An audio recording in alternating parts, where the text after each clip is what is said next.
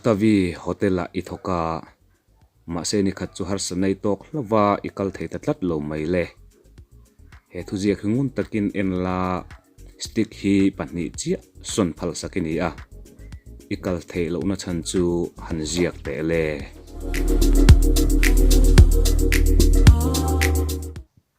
ole a har sa niange kan puyang che o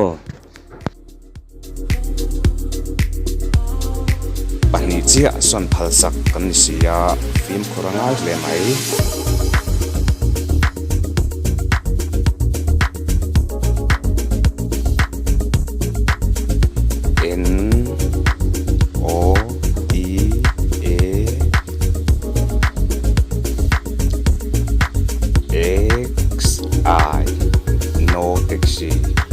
taxi a omlo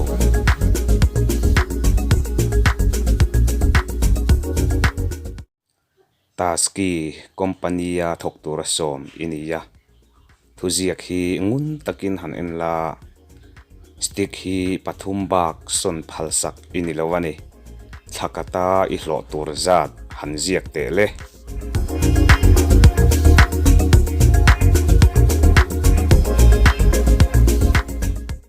khai le o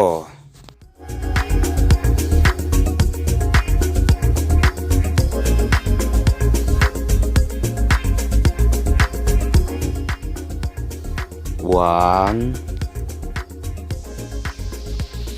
L A C K 1 lakh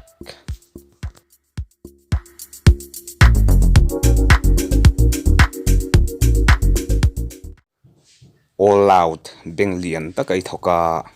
ni khat chu I office thei tatlat lo mai le he thuzia khingun takin en la stick hi pathum chia son phal sak ini a ipu te lom na zan ikal lo na I office lo na chan han ziak te le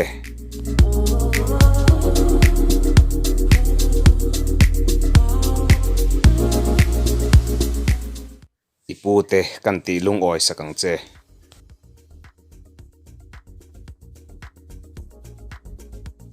C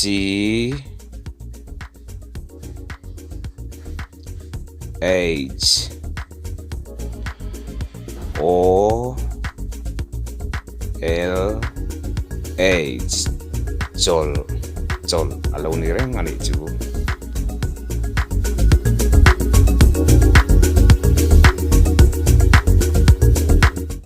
sumdon na lian tak nei tu LHICE te chuan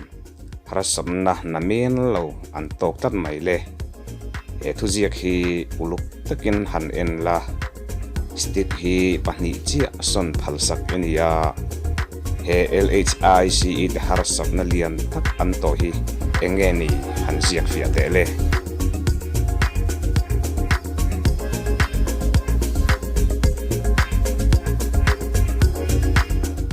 achan fia takin kan zia kange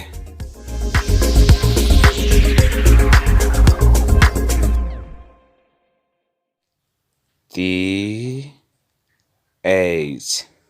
I E F thief rugruwang alo ni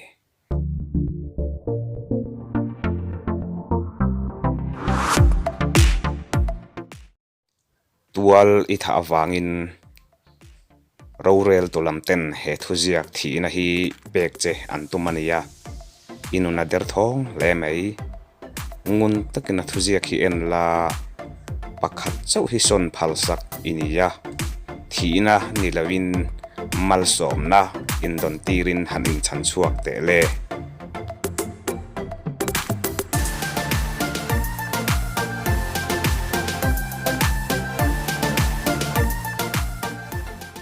kau naw thina lakata kan chanchuak ang che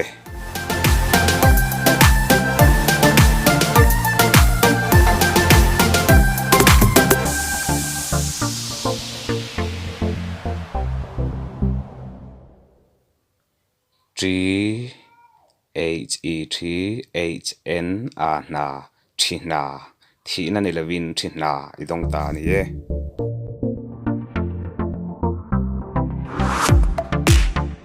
i company LLFBA chuan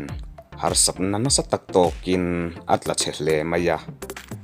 he i company ming LLFBA hi ngun takin en la stick hi pahnih chi asan phal ini a itlak chiat na chan chu men han hril te le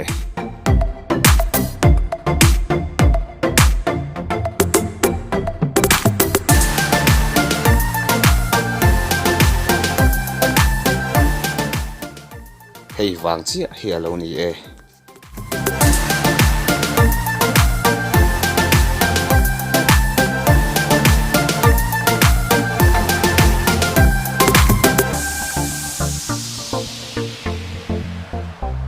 L